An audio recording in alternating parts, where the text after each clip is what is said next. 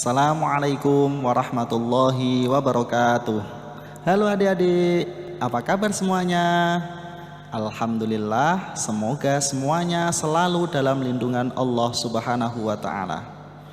Kali ini kita belajar tentang fikih bab sujud syukur. Namun sebelumnya kita harus membiasakan diri berdoa terlebih dahulu sebelum melaksanakan pembelajaran, supaya apa yang kita dapatkan nanti bisa menjadi ilmu yang bermanfaat bagi kita semua di dunia dan di akhirat. Berdoa mulai. Selesai. Oke, seperti yang saya katakan tadi, kita akan belajar tentang sujud syukur. Namun sebelumnya kalian harus mengetahui tentang tujuan pembelajaran Bapak mengajar kali ini. Ada 3 tujuan pembelajaran yang harus kalian capai dalam pembelajaran sujud syukur nanti. Yang pertama, adik-adik semua harus dapat menjelaskan pengertian sujud syukur dengan percaya diri, baik dan benar.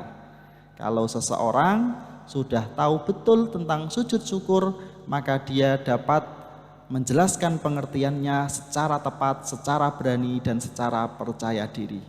Yang kedua, adik-adik harus dapat menjelaskan hukum dan dalil disyariatkannya sujud syukur dengan santun, baik, dan tepat. Yang ketiga, adik-adik harus dapat menjelaskan sebab-sebab sujud syukur secara benar. 3 tujuan pembelajaran kali ini harus kalian kuasai setelah mendengarkan penjelasan Bapak di video pembelajaran kali ini. Apakah kalian semua tahu sujud syukur itu apa? Oke, belum tahu ya. Oleh sebab itu silahkan simak video kali ini. Sujud syukur terbentuk dari 2 kata, yaitu sujud, yang kedua adalah syukur. Sujud secara bahasa artinya adalah tunduk, pasrah, dan merendah. Secara istilah, sujud adalah meletakkan sebagian kening ke tanah atau tempat sholat, sebagaimana yang adik-adik lakukan ketika adik sholat 5 waktu atau sholat sunnah yang lainnya. Adik-adik meletakkan kening ke tanah, itu tandanya adik-adik sedang melakukan sujud.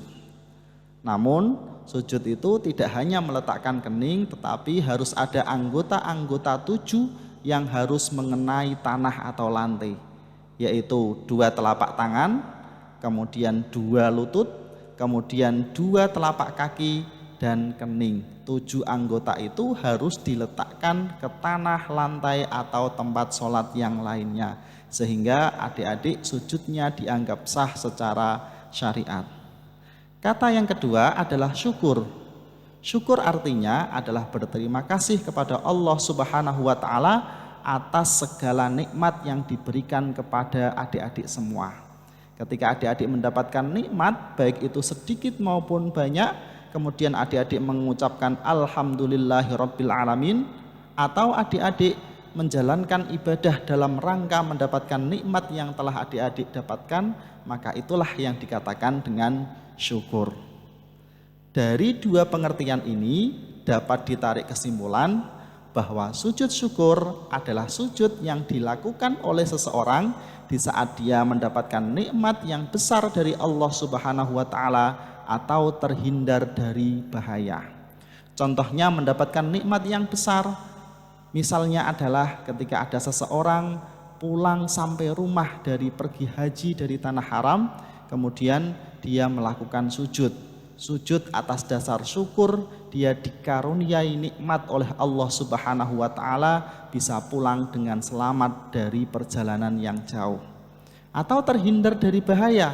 Contohnya misalnya kita mendapatkan bahaya angin topan, kemudian rumah-rumah itu pada roboh, sedangkan rumah kita itu masih tetap berdiri tegak, tidak terterjang oleh badai topan. Kemudian kita sujud syukur kepada Allah Subhanahu wa Ta'ala. Itu berarti kita terhindar dari mara bahaya. 2 tujuan ini yang menjadikan adik-adik semua disunnahkan untuk melakukan sujud syukur. Kemudian sujud syukur itu bisa menjadi sah secara syariat jika adik-adik semua melakukan rukun-rukunnya. Rukun-rukun sujud syukur. Rukun sujud syukur itu adalah kegiatan-kegiatan yang harus dilakukan dalam rangkaian sujud syukur. Jika salah satunya ditinggalkan, maka sujud syukurnya menjadi tidak sah. Apa semua itu? Yang pertama adalah niat. Niat itu adalah menyengaja melakukan suatu perbuatan.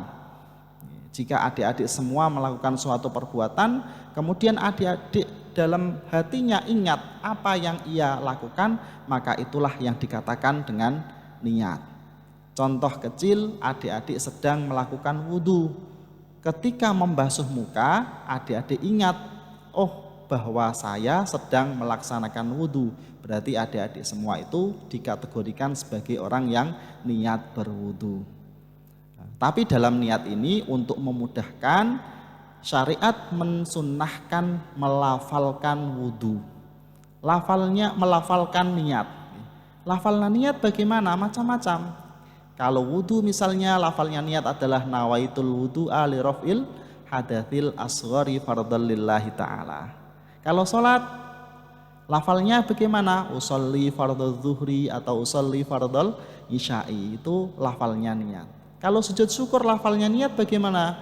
Nawaitu sujuda syukri lillahi ta'ala. Itu adalah lafalnya niat. Tetapi hakikat dari niat itu berada pada hati adik-adik semua. Sehingga niat itu enggak tampak, tidak bisa dilafalkan. Bisa diartikan niat itu adalah kesadaran dalam diri adik-adik semua untuk melakukan suatu kegiatan. Kemudian rukun yang kedua adalah takbir. Takbir itu adalah membaca Allahu Akbar. Itu adalah takbir. Ketika sujud syukur, ketika adik-adik semua melafalkan Allahu Akbar, kemudian disertai dengan adik-adik ini ingat bahwa adik-adik sedang melakukan sujud syukur, berarti adik-adik ini melakukan takbir disertai dengan niat. Yang ketiga adalah sujud satu kali. Inilah yang membedakan antara sujud syukur dengan sujud-sujud yang lainnya. Ketika adik-adik semua sholat itu sujudnya dua, sujud yang pertama sama sujud yang kedua, dijeda dengan duduk di antara dua sujud. Tetapi dalam sujud syukur itu sujudnya hanya satu kali saja. Hanya satu kali saja, kemudian diiringi dengan membaca doa. Kemudian setelah sujud satu kali, bangkit dari sujud. Setelah bangkit dari sujud, kemudian salam. Assalamualaikum warahmatullah. Inilah kelima hal yang menjadi rukun dari sujud syukur. Tadi Bapak mengatakan sujudnya harus disertai dengan doa. Doa apa itu Pak? Oh, ini dalam gambar ada ya, ada tulisan Arabnya dalam gambar, kemudian tertera a'udzubillahi minasyaitonirrajim. Rabbi auzi'ni an ashkura ni'matakallati an'amta alayya wa ala walidayya wa an a'mala salihan tardahu wa adkhilni bi rahmatika fi ibadikas salihin. Ini adalah doa ketika adik-adik semua melakukan sujud syukur. Ini adalah doa Nabi Sulaiman ya. Doa Nabi Sulaiman ketika mendapatkan nikmat yang luar biasa dari Allah Subhanahu wa taala. Dia dijadikan raja, kemudian diberi ilmu pengetahuan, bisa menaklukkan angin, bisa berbicara dengan bahasa binatang. Kemudian Nabi Sulaiman membaca doa dengan Rabbi auzi'ni an ashkura ni'matakallati an'amta alayya wa ala walidayya wa an a'mala salihan tardahu wa adkhilni bi rahmatika fi ibadikas salihin. Sebagai tanda rasa syukur Nabi Sulaiman terhadap Allah Subhanahu wa taala. Kemudian dalam syariatnya Nabi Muhammad disunnahkan sujud syukur atas nikmat yang diberikan Allah dengan membaca doa Nabi Sulaiman ini. Kita disunnahkan sujud syukur itu sebabnya apa Pak? Sebab-sebab sujud syukur itu ada dua, seperti yang adik-adik lihat ini di video. Yang pertama adalah adik-adik mendapatkan nikmat yang tidak disangka-sangka, nikmat yang luar biasa dari Allah Subhanahu wa taala. Nikmat yang dikiranya itu seakan-akan adik itu tidak bisa mendapatkannya atau sulit untuk mendapatkannya. Berarti bukan nikmat yang biasa saja, bukan. Kalau nanti nikmat yang biasa saja seperti kita bisa makan, seperti kita bisa jalan, nikmat yang biasa ya belum disunahkan untuk sujud syukur, karena nanti akan memberatkan ya. Ketika kita makan kemudian sujud, kita bisa jalan sujud, kemudian kita bisa berbicara sujud, maka nanti akan memberatkan. Oleh sebab itu sujud syukur itu terbatas pada nikmat yang diberikan kepada adik-adik semua, dan nikmatnya itu tidak disangka-sangka, atau nikmat yang besar atau nikmat yang luar biasa. Contohnya tadi kita bisa melaksanakan pembelajaran selama 3 tahun dengan lancar, kemudian kita setelah di akhir tahun sujud syukur. Nah, itu juga bisa namanya mendapatkan nikmat bisa belajar 3 tahun, karena tidak semua orang bisa menjalankannya. Atau kita diberi uang secara tiba-tiba, diberi rezeki secara tiba-tiba, uang 5 juta, diberi amplop 5 juta, kemudian kita sujud syukur ya. Itu juga tidak apa-apa, disunnahkan gara-gara mendapatkan nikmat yang tidak disangka-sangka. Kemudian yang kedua adalah terhindar dari mara bahaya. Ketika orang menaiki bus, busnya tabrakan, ada orang yang luka-luka, kemudian ternyata dia tidak terluka, kemudian melakukan sujud syukur, maka inilah yang dikategorikan sebagai sujud syukur karena terhindar dari mara bahaya. Inilah 2 sebab disunnahkannya sujud syukur terhadap umat Nabi Muhammad Sallallahu Alaihi Wasallam. Kesimpulannya, dari pembelajaran sujud syukur ini tadi kita tahu, ternyata pengertian sujud syukur itu adalah sujud yang dilakukan 1 kali dalam rangka mendapatkan nikmat dari Allah Subhanahu wa taala dan terhindar dari mara bahaya. Kemudian kita tahu dalilnya tadi adalah Rabbi auzi'ani an ashkura nikmatakallati an'amta alayya wa ala walidayya wa an a'mala sholihan tardahu wa adkhilni bi rahmatika fi ibadikas sholihin. Itu adalah ayat yang menjelaskan tentang sujud syukur. Dalilnya apa atau hukumnya apa sujud syukur itu? Hukumnya adalah sunnah. Sunnah itu berarti kalau kita melakukannya berarti kita mendapatkan pahala. Kalau kita tidak melakukannya berarti tidak apa-apa, karena hukumnya hanya sekedar sunnah. Tetapi alangkah baiknya nikmat yang luar biasa yang diberikan Allah Subhanahu wa taala itu kita syukuri dengan melakukan sujud. Kemudian sebab-sebab sujud syukur itu ada 2, karena mendapatkan nikmat dan terhindar dari mara bahaya.